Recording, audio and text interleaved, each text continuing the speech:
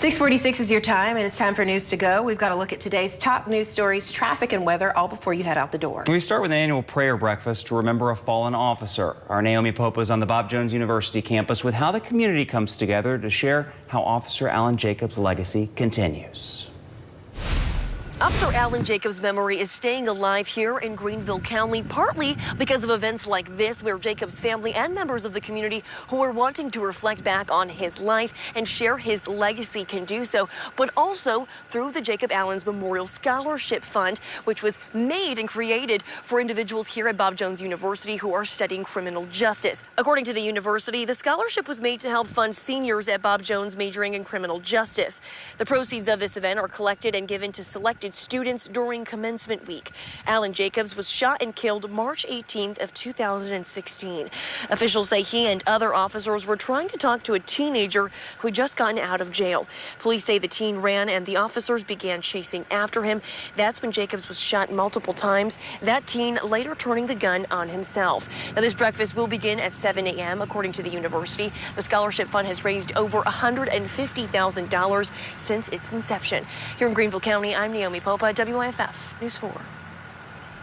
Well, the mayor of Asheville and interim police chief are addressing recent cases of gun violence. It comes after multiple unrelated shootings that left 2 people dead and at least 9 people injured. Asheville police say it's increased the police presence in these areas as officers investigate. In a joint statement, the mayor and police chiefs say, quote, "Our residents deserve to feel safe in their neighborhoods and public spaces, and we must work together as a community, not just during crises, but through ongoing efforts to promote peace and safety for everyone." APD says it's, quote, committed to gun violence prevention, and they're working with federal, state, and local partners to identify and prosecute repeat offenders. To read the full statement, you can go to WYFF4.com. In WYFF News 4 investigates, community members in Abbeville County say they're concerned after a number of dog attacks. Lucia Bishop says on Monday she took her dog Daisy on a walk, and when they came near McGowan Avenue and Henry Street, she says they encountered 4 pit bulls. Daisy was hurt. In this case, the Abbeville police chief, Nick Moore, says the dog owner has been given a citation and charged with dog running at large. Documents show city units have been called to the area 10 times in the last year in reference to dogs. They jumped on my dog like they were going to kill her. They had her legs, they had her side. If they had done something when I got attacked in December, none of this would have happened to Miss Bishop. Those documents go on to say several tickets have been written and the owners have been warned multiple times. The number of new measles cases in South Carolina has been in the single digits over the past few updates. And state health leaders say while the decline is encouraging, the upcoming spring break period could be an issue. The concerns about these vacation periods are that people tend to travel more.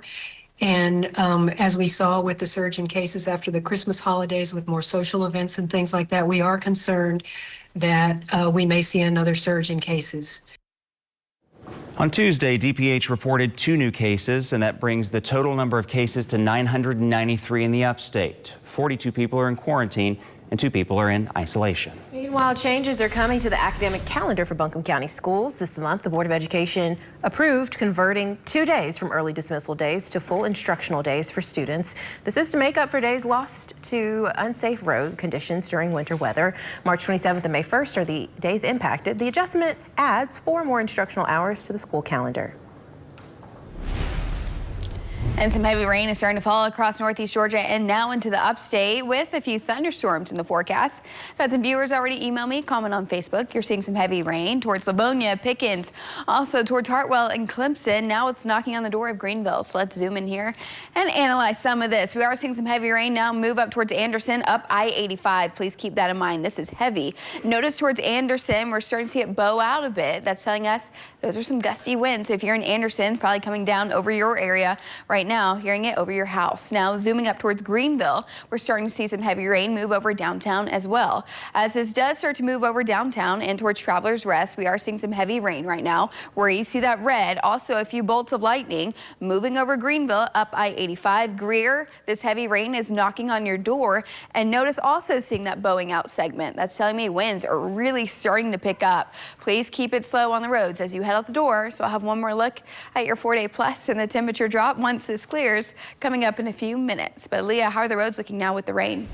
Hey, Victoria, excellent points made there. We'll touch on that in just a second. You're taking a live look out in Anderson County, and you can see those raindrops on our DOT cam here. And if you travel just about 20 miles south into Oconee County, those cameras, I can't even show y'all what we are seeing on them because it is so rainy that you can't even see anything out of it. Here, you're starting to get that with those raindrops. So expect those slick road conditions as we head out the door, especially as this storm moves up I-85 into Greenville and Spartanburg counties, where we have a lot of commuters, where I'm tracking that typical backup. We're now mixing in that wind, in that rain. So allow for a little extra time as you head out the door this morning, all right? Taking a look at our travel times to get you out the door. A little bit of that slowdown on I-85 southbound. Like I said, make sure we are slow and controlled getting out the door.